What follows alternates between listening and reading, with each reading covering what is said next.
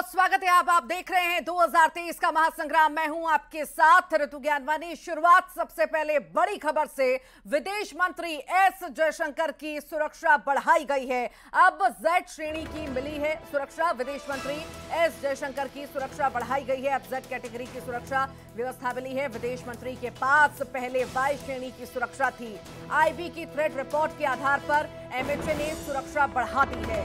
अब सीआरपीएफ के कमांडो सुरक्षा देंगे। जेड कैटेगरी की सुरक्षा में 36 सीआरपीएफ के कमांडो तैनात होंगे। सुरक्षा बढ़ाई गई है। विदेश मंत्री एस जयशंकर की सुरक्षा बढ़ा दी गई है। अब जेड श्रेणी की सुरक्षा मिलेगी। ये बड़ी खबर इस वक्त। विदेश मंत्री एस जयशंकर की सुरक्षा बढ़ाई गई है। जेड श्रेणी की अब सुरक्षा मिली है। विदेश मंत्री एस जयशंकर की सुरक्षा बढ़ा दी गई है। बता दें आपको, जेड कैटेगरी की सुरक्षा व्यवस्था अब मिली है। विदेश मंत्री के पास पहले वाई श्रेणी की सुरक्षा थी।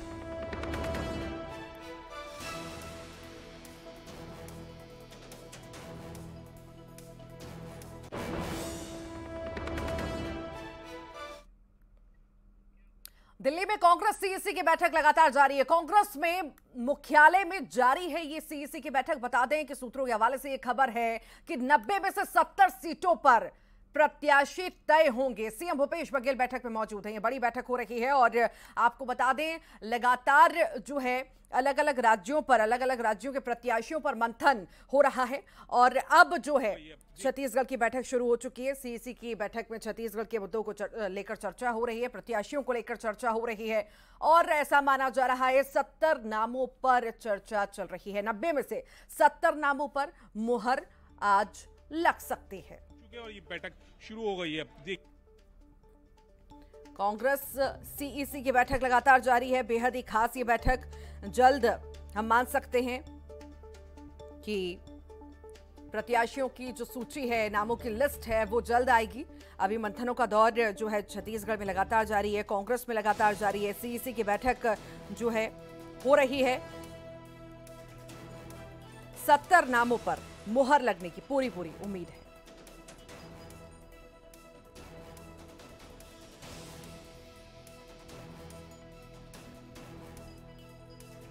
तो सीईसी की बैठक आज हो रही है और इस बैठक में दिग्गज शामिल हैं। आखिर कितनी खास ये बैठक है, क्योंकि सीईसी की बैठक शुरू हो चुकी है।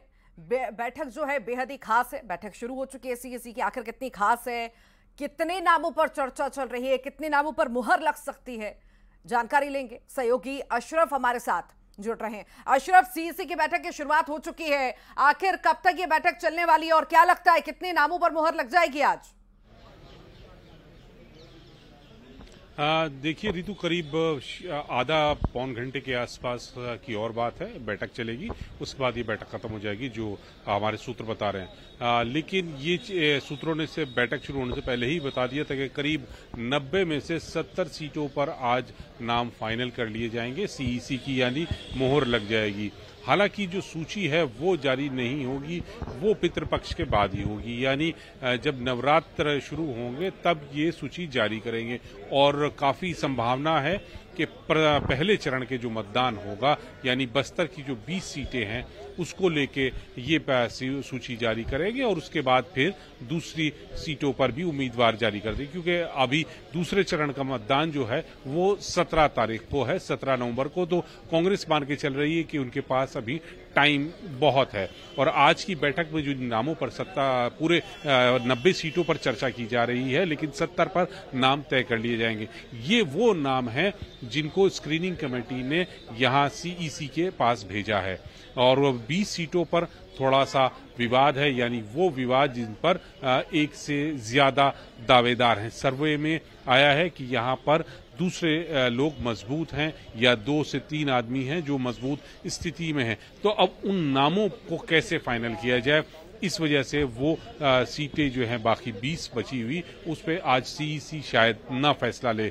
लेकिन जो बाकी स्क्रीनिंग कमेटी की तरफ से प्रस्ताव भेजा गया है 70 सीटों पर जो नामों का, उस पर आज फाइनल हो जाएगा, उन पर अंतिम मोहर लग जाएगी। और इस बैठक में कांग्रेस अध्यक्ष मल्लिकार्जुन खड़गे, उन्हीं की अध्यक्षता में बैठक हो रही है। इसके अलावा राहुल गांधी हैं, सोनिया गांधी हैं, प्रदेश के मुख्यमंत्री भूपेश बघेल हैं, दीपक बैज हैं, राज्य की प्रभारी कुमारी शैलजा है, स्क्रीनिंग कमेटी के अध्यक्ष अजय माकन और दूसरे जो बड़े नेता हैं जैसे पीएल पूनिया हो गए, टीएस सिंहदेव हो गए, अंबिका सोनी होंगे, वो तमाम जो नेता सीईसी के मेंबर 19 हैं वो सब यहाँ मौजूद हैं और नामों पर मंथन किया जा रहा है। इससे पहले जब छत्तीसगढ़ से पहले मिजोरम को लेकर सीईसी ने अपना मंथन किया और उसके बाद फिर ये छत्तीसगढ़ को लेकर एक लंबी बैठक चल रही है और उम्मीद की जा रही है कि अब से आधे या पौन घंटे बाद बैठक खत्म हो जाएगी। अशरफ, मैं आपसे ये भी समझना चाहूंगी कि नामों पर मंथन हो रहा है, आपने जिक्र भी किया कि हो सकता है 70 नामों पर मुहर लग भी जाए।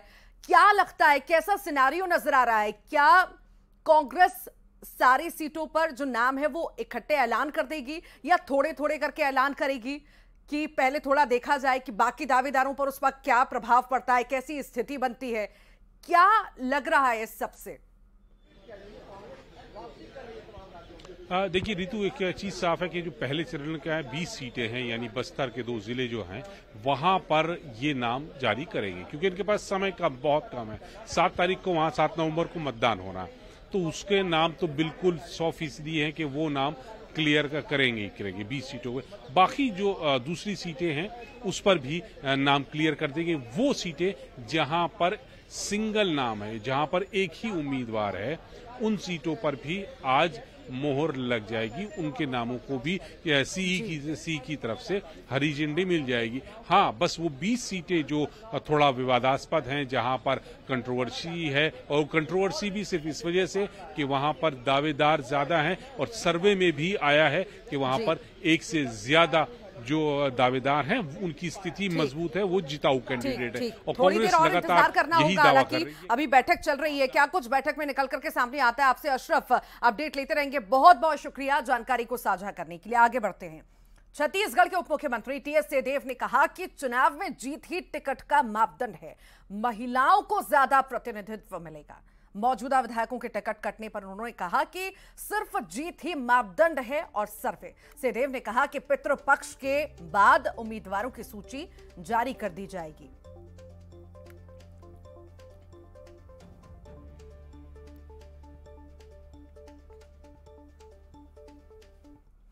छत्तीसगढ़ के उप मुख्यमंत्री और सीईसी के सदस्य टीएस सिंहदेव मेरे साथ। पैमाना क्या होगा, किनको आप अपना उम्मीदवार या चेहरा बनाएंगे चुनाव में? जिनको जीतने की सबसे ज्यादा संभावना है। कुछ सीटें हैं जो आरक्षित हैं, तो आरक्षित सीटों में तो आरक्षित वर्ग के ही लोग लड़ सकते हैं। एसटी की सीट है तो केवल एसटी लड़ सकते हैं, महिला पुरुष का चॉइस है। एससी सीटें 10 हैं, 29 एसटी 10 एससी, इसमें एससी ही लड़ सकते हैं, महिला पुरुष का चॉइस है। तो इनमें चूज करेगी पार्टी कि एसटी एससी में बेस्ट कौन है, उसमें अच्छी महिलाएं कितनी हैं जो आएंगी, मुझे लगता है और आएंगी। और एससी समाज के भी 10 सीटों में कौन जीतने की सबसे बड़ी अच्छी संभावना है, उसमें भी महिलाएं हैं, महिलाएं आएंगी। शेष जो आपकी सीटें बची 51, उन 51 सीटों में सभी वर्ग के एसटी भी आ सकते हैं, एससी भी आ सकते हैं, ओबीसी भी आ सकते हैं, अनारक्षित भी आ सकते हैं, महिलाएं भी आ सकती हैं, सभी वर्ग की।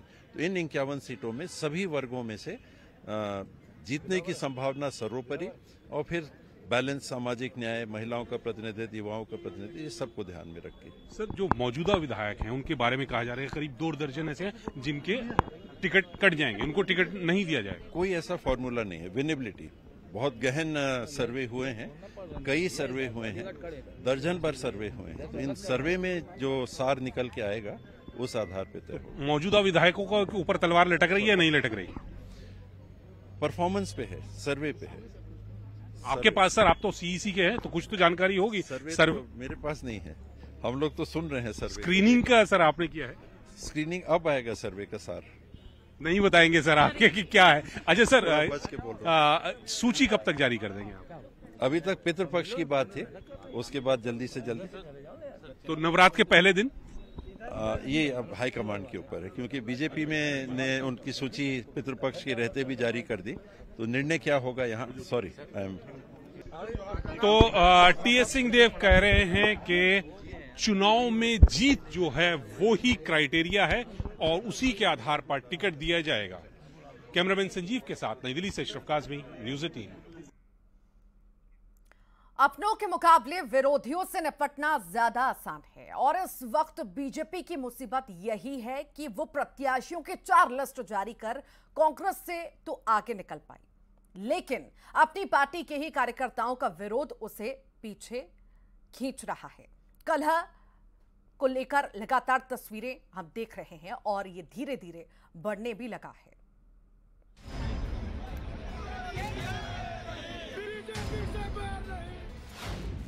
बीजेपी में टिकट पर टेंशन, विरोध ने बढ़ाई आफत, 136 पर मुहर, 94 पर मंथन, अभी और बढ़ सकती है बगावत। मध्य प्रदेश के चुनावी रण में 136 उम्मीदवारों का ऐलान करके बीजेपी भले ही दिखाने की कोशिश कर रही है कि वो फ्रंट फुट पर खेल रही है, लेकिन टिकट पर तकरार और विरोध के सुर पार्टी की टेंशन बढ़ा रहे हैं। बगावती तेवर बुलंद हैं, कहीं प्रत्याशी बदलने की मांग हो रही है तो कहीं मौजूदा विधायक के खिलाफ ही मोर्चा खोल दिया गया। बीजेपी कार्यकर्ता विरोध के अलग अलग तरीकों से पार्टी हाईकमान तक अपनी बात पहुंचाने की कोशिश कर रहे हैं। नर्मदापुरम में तो कार्यकर्ताओं ने मौन विरोध का सख्त रुख अख्तियार कर लिया है। यहाँ टिकट का ऐलान होने से पहले ही कार्यकर्ता वर्तमान विधायक सीतारमण शर्मा के खिलाफ मैदान में उतर आए हैं और किसी नए चेहरे को प्रत्याशी बनाए जाने की मांग कर रहे हैं। चुनावी साल में कार्यकर्ता अपनी मांगे मनवाने के लिए अलग अलग तरीके से विरोध प्रदर्शन कर रहे हैं। कुछ लोग नारेबाजी करके विरोध प्रदर्शन कर रहे हैं, कुछ लोग जो है वो चुप होकर भी विरोध कर रहे हैं। ये जो आप देख रहे हैं, ये जो कार्यकर्ता हैं नर्मदापुरम संभाग से ये कार्यकर्ता पहुंचे और कार्यकर्ताओं जो है वो सब जो यहाँ मौन तरीके से बैठे हुए हैं और जो तख्तियां जो हैं वो अपने हाथों में लिए हुए हैं कि परिवर्तन होशंगाबाद 137 जो नंबर विधानसभा उसमें परिवर्तन की मांग वो कर रहे हैं। कह रहे हैं कि जो कार्यकर्ताओं का अपमान करता है ऐसे विधायक को टिकट नहीं मिलना चाहिए। बीजेपी में विद्रोह के सुर शोर में तब्दील हो रहे हैं। मऊगंज में भी कार्यकर्ताओं ने हल्ला बोल दिया है।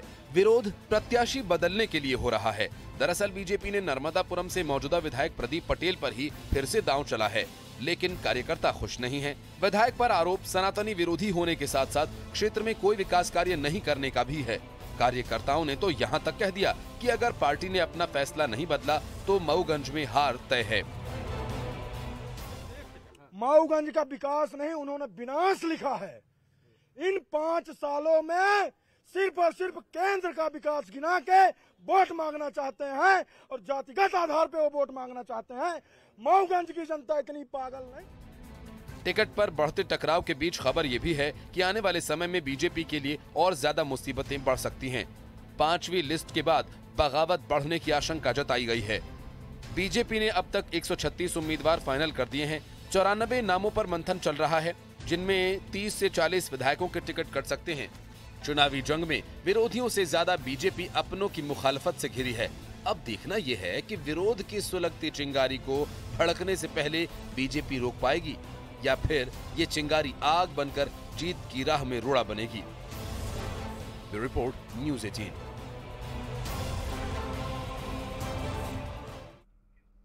कांग्रेस महासचिव प्रियंका गांधी आज मंडला के चुनावी मैदान में उतरी। यहां से उन्होंने आदिवासियों को साधने में कोई कसर नहीं छोड़ी, वादों की गारंटी दी और शिवराज सरकार पर जमकर हमला बोला।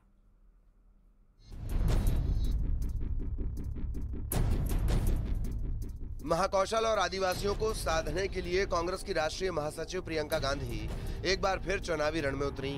इस बार प्रियंका गांधी ने मंडला से शिवराज सरकार पर हमला बोला, आदिवासियों की अनदेखी का आरोप लगाया, जातीय जनगणना की गारंटी दी, साथ ही स्कूली बच्चों के लिए नई योजना का ऐलान भी कर डाला। जितने भी अधिकार कांग्रेस ने आपको दिए और जो जो काम आपकी मजबूती के लिए किए, जब भाजपा आई तो एक एक करके ये अधिकार आपसे छीने गए। 10 सालों से भाजपा की सरकार है, रोजगार के मौके नहीं बने, सिर्फ लूट में व्यस्त रहे हैं ये लोग। जिस तरफ आप देखें वहां घोटाला ही घोटाला, और जब चुनाव आता है आपका ध्यान भटकाया जाता है, धन की बातें हो जाती हैं और इधर उधर की बातें होती हैं। कांग्रेस सरकार में जो ये पढ़ो आप पढ़ाओ योजना है, इसके तहत कक्षा 1 से कक्षा 8 तक बच्चों को हर साल 500 रुपए दिए जाएंगे। 500 रुपए हर महीने मिलेंगे। 9 से 10 तक हर बच्चे को हर महीने 1000 रुपए मिलेंगे और 11 से 12 कक्षा में हर बच्चे को प्रियंका गांधी ने आदिवासियों के मुद्दे पर सरकार को घेरा तो सीएम शिवराज सिंह ने भी इस मुद्दे को लेकर कांग्रेस पर सवाल दागे और मांग लिया प्रियंका गांधी से जवाब। कर्जा माफी का झूठ पिछली बार बोला गया था 10 दिन में माफ, बेरोजगारी भत्ता देंगे का झूठ, समर्थन मूल्य पर बोनस देंगे का झूठ, कितने झूठ आखिर?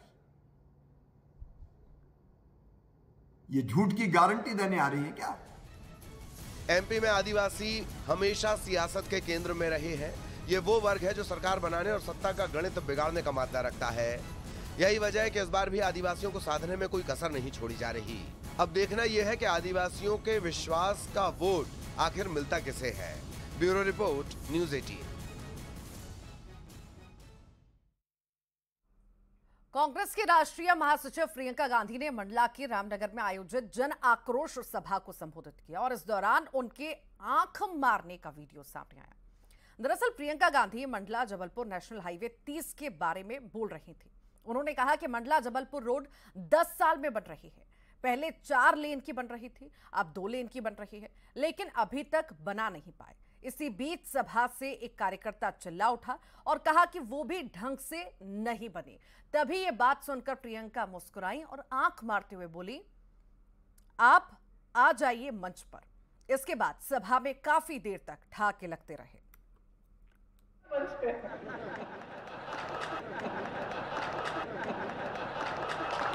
भाई मैं कह रही ढंग से नहीं बनी है, आप आ जाइए ना मंच पे, आप आ जाइए ना मंच पे।